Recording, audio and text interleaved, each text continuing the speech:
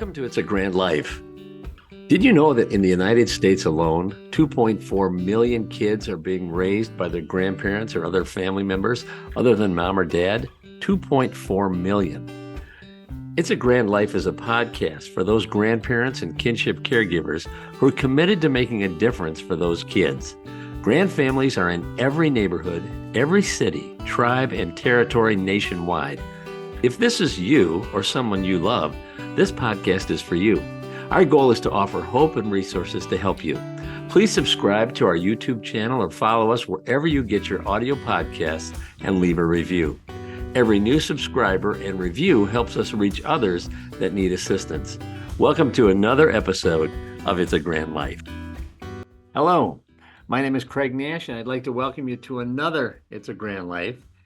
And today you're going to be extremely blessed. We have an expert on the child welfare system from the state of Michigan. In fact, really the whole country. David Berns is joining us today. And after he gave me an hour and a half tutorial on the child welfare system, I said, you have got to come on It's a Grand Life and talk to our audience about the history of the foster care system and some of the challenges that he has dealt with over the years. And his background is absolutely amazing.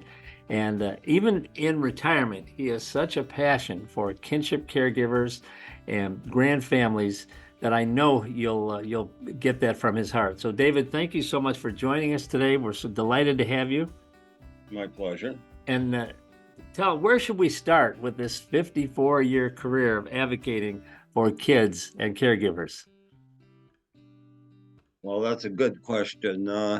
I've started out in Michigan as a caseworker at Michigan Department of Social Services at the time. But most of my career has been in Michigan, and I took about 20 years, and I worked in other parts of the country as well. Was it easy to segue from one state to the next? And did you find similar challenges in the other states you were working with as well as Michigan? Oh, lots of similarities, but enough differences where it's confusing, and you have to, in my situation, remember which state laws we're dealing with, which policies and procedures. But but it is good to see that not everything has to be done exactly the same way that we've always known that it's been done, say, in Michigan. But you have also been involved in some, would you say it's case studies or where you've actually done reports and published almost like theses on different situations across the country and how to improve the child welfare system nationwide. And that includes the foster care folks, as well as the what we call grand families or kinship caregivers. And you've been able to highlight a lot of issues that need to be fixed over your 54 years. And what would you say has been some of the successes that you've had in dealing with these various legislative bodies and groups across the country? Right. Well, I've been blessed in my career to not only work in child welfare, but also in most of the other kinds of programs, TANF, cash assistance programs, food stamps, now called SNAP, Medicaid eligibility, child support, homeless programs. So I've worked in a lot of different areas, and that's given me somewhat of a unique perspective. Most people tend to focus in, if they're in child welfare, they work adoption, foster care, children's protective services, those kinds of programs, but they don't necessarily see the economic assistance sides and a lot of the concrete needs that families require. Whereas a lot of people that might work in TANF and food stamps may not see the same kinds of issues in court and legal processes that families and children face when they're in the child welfare system. So what I've tried to do, and most of the publications that I've done have been in uniting those systems so that they're not so fragmented. A lot of times programs, especially programs within, say, the Michigan Department of Health and Human Services. They're all in the same umbrella agency, but they're still stovepipe or stacked up in such a way that they run independently and don't necessarily connect and see how their program is affecting others and how they can better use the services and supports in the other programs. So my career has been in trying to unite the aspects of the programs so that it's more coherent and able to better serve families that need different things at different times. And do you think a lot of families that need these support services for their kids, that they may not even be aware of some of the services that are available to them? And Oh, I mean, most definitely. It's hard to keep track of all of them. I've identified at least 14 different systems within the Michigan Department of Health and Human Services that families could access and may need, but they've never even thought or realized that there are other services out there. And that's from the family's perspective. From the department's perspective, they don't necessarily communicate on what each of them are doing, and they don't necessarily design their programs as support. One of the key elements I've seen is that programs like TANF, the Temporary Assistance to Needy Families, can be a primary prevention program for child welfare if we look at the flexibility and the ways that we can better meet the economic needs of families. Often they don't need to get involved in the legalistic systems of child welfare. right, which is really a great thing. If they can get the support that they need without having the intrusion, if you will, of the government, I mean, it can be a win-win. And do you think that is that a lot of families do not want the government intervention, and that may be why they don't explore the foster care world or things like that? I mean, did you see that a lot in your career? Most definitely. Of all of the things that families need, there's always one thing that they don't want, and that's the government intrusion and the government control over their families. They want the supports and services, but they'd like to keep the autonomy and the ability to make the decisions on their own families without having to go to court every time they want to take a vacation or allow visitation with the biologic parents and things of that nature. That is so true. Imagine having to go to court every time you want to go away for the weekend or you want to take a vacation. I mean, that just seems so intrusive. And I'm reminded of that the one quote I do remember from Ronald Reagan. He said the scariest thought is there is a knock at the door. Hey, I'm with the government and I'm here to help. You know, that was just kind of a misnomer there, or a ironic statement. But you have been involved in looking at systematic change over the past 54 years that you're involved in the all of the different states and what have you. And I know that you and I had a discussion on 14 different things, and we should probably just get into this for a minute. That Kinship Caregivers should have access to 14 different programs that you say they could have access right now without the intrusive and all the other things. And Right. You want to talk about that for a minute? And I know we're looking at doing this in 2 segments, but I think this would be a great time to get it all out and and help these families with resources they could take advantage of right now. I think I've got to back up a little bit before Sure. I answer that. First off, the child welfare system in Michigan is great. They serve a lot of families. They provide a lot of support and services, but there's actually just over 10,000 kids in the foster care system. Right. And of those, nearly 5,000 of them are with kin, and the other little over 5,000 are with recruited foster homes who provide love and support and things for families, but they're strangers to the children. They don't know them before they come in, and it's quite an adaptation for the kids and the families every time they come in. So Right.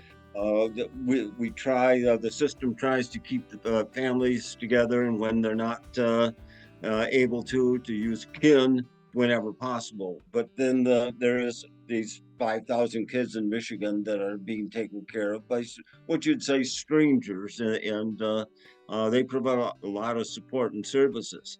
But what's not really known is that there's 50,000 or more other kids in the state of Michigan that are not in that formal system, that are being taken care of by relatives, traditionally grandmothers, but not just grandparents. Sometimes aunts, uncles, cousins, brothers and sisters, older brothers and sisters, or other relatives or other very close family members that are just like family, and that the kids have a close relationship already with. So what I've been trying to focus in on are those 50,000 kids or so Right. that are not in the system. Because if they're in the system, and here's what I mean by being in the system. Somebody has identified the kids as potentially being abused or neglected. There's been a call into Children's Protective Services. Protective Services has seen a need, has gone to court and received a court order that they will be responsible for the care and supervision of these children. That's the ones that are in the system. They've already gone to court. The courts are basically wards of the court, and the court has given the care and supervision to the department. The department, in turn, finds relatives or foster parents when necessary. Their main goal is to keep the families together and provide support. But if they can't stay with the biological parents, then if they have to be placed, their main goal is to find relatives, or if there aren't other relatives or people that the kids know and families know, then to put them into foster care or sometimes institutional placements. So when we're talking about kids that are in the system, we're talking about those where they've actually gone to court. There's a court order. The department has an official relationship, and they put in hundreds of millions of dollars into these 10,000 families or so to Right. provide the supports and services. But if they're not in the formal system, if they're part of that hidden 50,000 that we talk about, then they don't get those same kinds of supports and services. They might get some referrals, some guidance, some navigation services. They may be eligible for certain prevention or support services, but for the most part, they don't get the same kinds of foster care payments and counseling services and substance abuse treatment and case management and other supports that kids in the foster care system get. And that's where we come back to, if those families, those 50,000 kids need and their families need support, they have to get it from those other 14 or more services and supports within the department that are not designed as kinship. They're not designed as child welfare. They're designed to provide financial assistance for families that are struggling economically, food and nutrition services for those that don't have quite enough money to meet all of their food needs, housing supports and services, assistance with child support, assistance with child care, especially if the say it's a kinship family, if they still need to be employed, because a lot of grandparents aren't retired. They Right. might be 40 years old, but still grandparents raising their grandchildren. So those are the programs that we're talking about that we want to concentrate as a Kinship Care Coalition on getting those programs and services to see the unique needs and opportunities for serving kinship families to prevent them from coming into the formal system, because it's not, the formal system is not only intrusive, it's very expensive. But if we Exactly. can you get these other programs like TANF and child support and child care and housing and all of those kinds of services working together, then we might be able to not only save money, but more importantly, keep the families together and give the kids and the families a fighting chance at being raising the kids to be successful adults.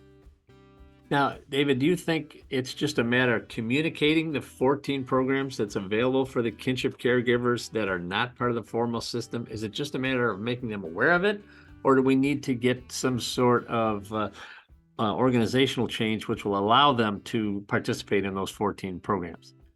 Most of our efforts have been concentrated to date, nationally and in Michigan, on connecting the families to the existing services, and that's vital. And that's taking a look at it from the family's point of view. How do they apply for TANF? How do they get child support? How do they avoid having to go to court for child support if that's an interference to the mother being able to reunite with their children? How do we get enough food into the family, and or give them some cash assistance to take care of the needs of the families beyond what they might be able to provide as grandparents on their possibly very limited income themselves. Because that is, So, but that's from the standpoint of the families. But where there's been very little effort from my vantage point is taking a look internally on the way these programs operate and function, and saying, well, maybe it wouldn't be so hard to navigate. Maybe we wouldn't need all of these navigators if the programs actually took a look at what they're doing, as far as kinship families, how they're serving them already, how the families are struggling to navigate their systems, and what can be done to make those systems more accessible and family friendly themselves. So it's got to be a two-pronged approach from our vantage point. You can't just leave all the burden on the families to navigate systems when those right. systems are broken, or actually many times what the families need, they're not really eligible for, because we haven't taken a look at the programs themselves to tweak them and to make them more accessible and more readily available to the families. David, do you think at the state level that they have the resources to take on 50,000 additional kids through these 14 programs? Are they available? Are the resources there, or is this something that would require more support financially? It would be an absolute disaster financially Yeah. for the state. You'd be going from 5,000 recruited foster homes and 5,000 kids in actually licensed or approved kinship, where the kids are in the care and supervision of the department, to add at least 5, maybe 10 times as many kids into the system as what we have right now would be a financial disaster. But that's the least of the problem. The big problem is these families don't want to be in the system. They Right. don't need to be in the system. The only reason why they would be in the system is because they need a little extra counseling or support or guidance or intervention or services, but they don't need the full-blown go to court, take Right. custody, get formal case plan kinds of things going all the time. They want that autonomy, but it would really undermine the whole dynamics of family and keeping families together if we tried to move everybody into the system Right. just to access a few services and supports that they may not need all the time, They may not need or want all of the programs. They may not need financial support, but they could use a little extra money for food assistance, or they Right. might need help with navigating child support systems, or they may need child care, and maybe they need child care this month, but not next month. Right. It's So you don't want to give everybody everything right. that they don't need or want. You want to be there so that families can access what they need when they need it, and get on with their lives when they can operate successfully on their own. And is the system set up right now so these kinship families can stay out of the system, out of the formal system, but still take advantage of TANF or childcare or foods? Can they do that now? They can to some extent because there's navigating. They can go in. There are programs, but let me give you an example. There's Okay. uh, in the TANF program, and I don't have the numbers exact in front of me, but there's only uh, of those 50,000 families, potentially almost all of them may be eligible for that TANF service. But there's only about 3 or 4,000 in the whole state that take advantage of it. Wow. And that's for a variety of reasons. One, they don't want to get involved. Two, it's Right. only $158 a month, and it may not be all worth all of the hassle to do it. And it's very difficult. And when they get into the system, workers don't take care of these cases every day, so they don't see the unique needs and get confused about what they're eligible for and which resources have to be applied, and you have to count the grandparents' social security in determining eligibility for this, and the answer is no.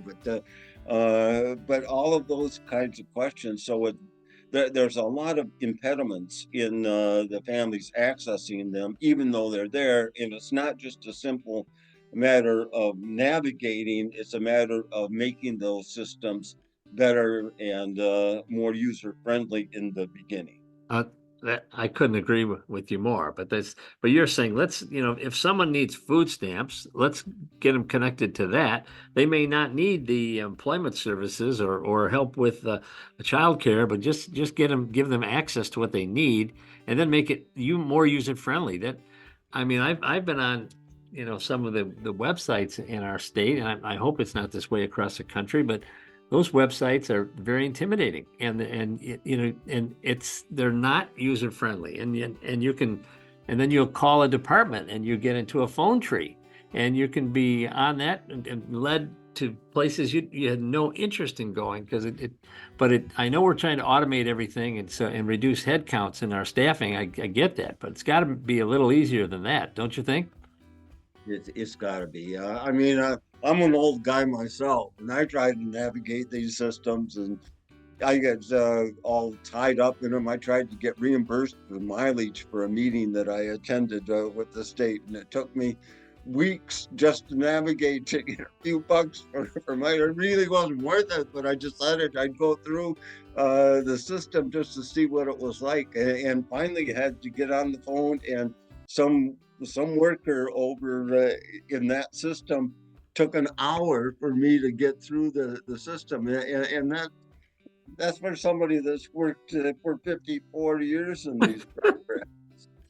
Well, and then I'm thinking of, the grandparents or the kinship caregivers that maybe they're on Social Security, and now they've got to go apply for TANF, and they're going to take a look at your Social Security. That would intimidate a lot of folks, because Right. Social Security can have some pitfalls in it if you Right. don't answer the questions appropriately. So, Yeah, and for the most part, if successfully navigated, the grandparents' Social Security won't count if all they're looking for is the $158 a month per kid uh,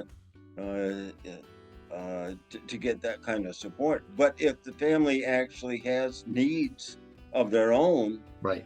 then their own Social Security would be considered, and they might be eligible for for an even bigger grant. But then their whole needs and all of their income would be considered. So it's very complex. It's not like nobody needs to worry about whether their assets will be considered or not. It really depends on each family situation. But I love the idea of let's get the families connected with the services that they need, and that Right. we're not just giving you a visa and say have a nice day, charge your head off, but it's just if you need the food services, great. If you need domestic violence counseling, perfect. Let's get that signed, get you access to that right now. But how do we direct folks that are not familiar with the state system to find out about these different programs and then see if they're able to take advantage of them? Right now, we have navigator programs statewide. We have the Kinship Navigator programs through Michigan State University. I think you probably had them on your show, and you've got their phone number. I don't have that right now, but Okay.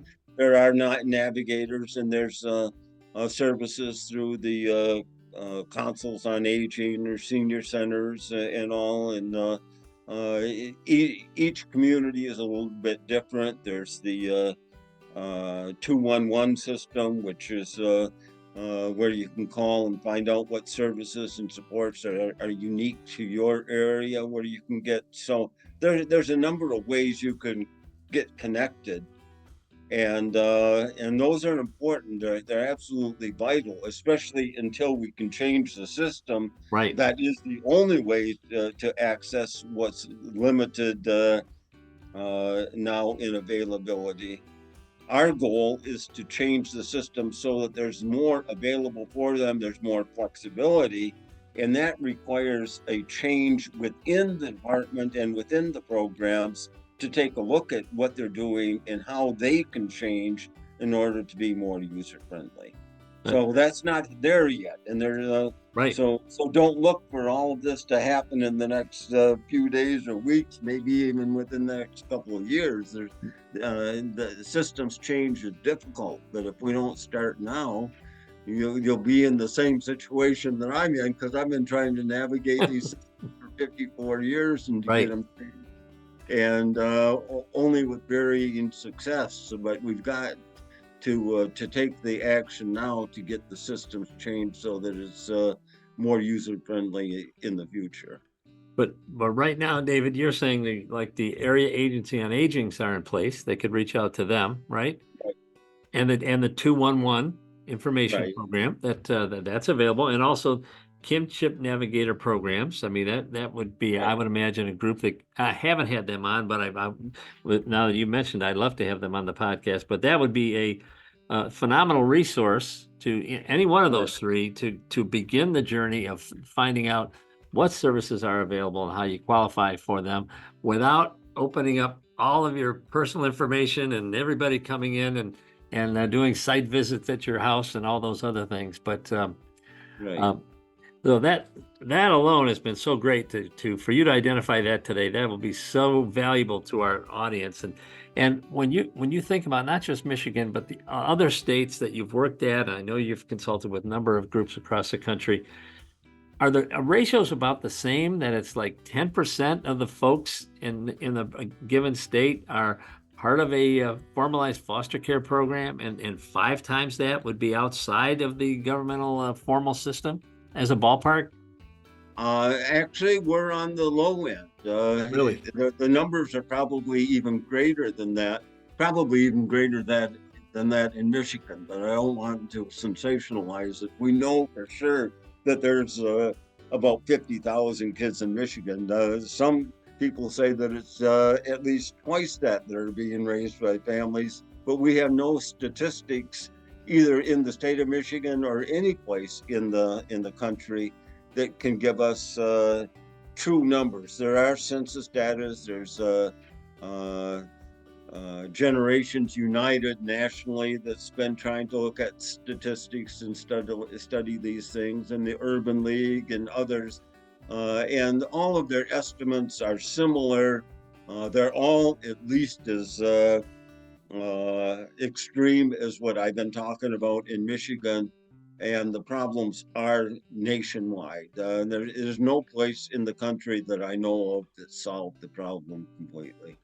Wow, that's but hopefully we're on the right path here in Michigan. But before I let you go, I wanted to ask you about the recent news reports that the state of Michigan is working on support for kinship families that are not part of, or that they're looking at support for kinship families. Currently, they're only supporting those inside of the foster care system.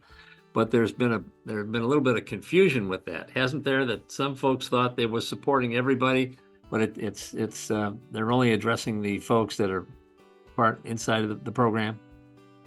This is very, very confusing, so I'll try to simplify it. Michigan has been very progressive in serving those families, kinship families, that come in and where there's a court order and they're in the care and supervision of the Department of Social Services, in getting kinship families and paying them without necessarily licensing them. Right. But in order to do that, Michigan has paid out of their general fund, out of state money, for these kids. The federal government recently changed to follow Michigan's lead. I don't know if they did it to because Michigan was doing it, but they were happy that they had a model where this was already being done, but that they would reimburse the state for care for these families that were not specifically licensed if they went through an approval process instead, and the state could recover additional funds from the federal government that they had been paying for on a general fund. Michigan was the first state in the country that was approved under this to recover these federal funds. It amounts to, from the department's estimates, at least $30 million a year. Okay. But that money does not go back to the families because that money is already being spent and provided to the families in Michigan. Right. That money comes back and reimburses the state of Michigan for what we've been doing as a progressive state already. What we're arguing and what the department has requested is that at least that $30 million or more in federal reimbursement remain to better support both the kinship families that are in the formal system, but even more importantly, ways to beef up the other systems to support the hidden 50,000. So we're not there yet, but the department has made the request, and the Kinship Care Coalition supports that request, that a good share of those funds be redirected and used to better support families that are not in the formal system. And so don't get confused. That money isn't there yet. Right. It won't be there tomorrow. But we don't want to lose the opportunity for this additional federal funding to go into better supporting these families rather than just going into the general fund and being kind of spread across every other program and service in the state. Well, I really appreciate you cleaning that up and trying to clarify what's happening in the funding arena for kinship families and whether they're in or out of the foster care system. And it is an absolute joy to serve on the Michigan Kinship Care Coalition with you. And I hope you will come back on It's a Grand Life to clarify issues that come up down the road and need your expertise, because you've really put the cookies on the lower shelves today, and I really appreciate it, because it's very confusing, David, as you know. It is. And I get confused, and I start remembering things, how we did it in Colorado or Arizona, and I think it was Michigan, and so I can see where people would be unable to necessarily navigate all these on their services. And not only those of us who are raising kids in this situation, even the journalists that that interviewed me and others regarding what was proposed, they didn't understand it because it's so confusing. But if you don't mind, I would like to set up a time down the road when there's another issue that we need to clarify and see if you'll come on again and kind of keep us on the right path here. And It's a Grand Life. I'd love to do that. Sure. Man, we just appreciate you so much. And you're the elder statesman of the Kinship Caregiver arena. And I was referred to you by our dear friend, Deb Frisbee, said you got to meet David. He knows this backwards and forwards. And I just know our audience was blessed today. So I hope you have a wonderful weekend. And I look forward to our meetings with the Michigan Kinship Care Coalition coming up. But look forward to chatting with you again on It's a Grand Life. David Berns, thank you so much. Thank you for joining us today for It's a Grand Life. It's a Grand Life provides vital content, regulatory updates, and subject matter experts that are committed to supporting the 2.4 million kids and their caregivers from every neighborhood, every city, every tribe and territory nationwide. Please subscribe to our YouTube channel or wherever you get your podcasts and leave a review. Every new subscriber and review helps us reach others that need assistance. As caregivers, we are united in purpose. We are driven by hope while providing strength for today and hope for tomorrow. We are truly making a difference while living the grand life. If you have a suggestion for a future episode, please reach out to us. But we'll see you next time for another It's a Grand Life. Thank you for joining us.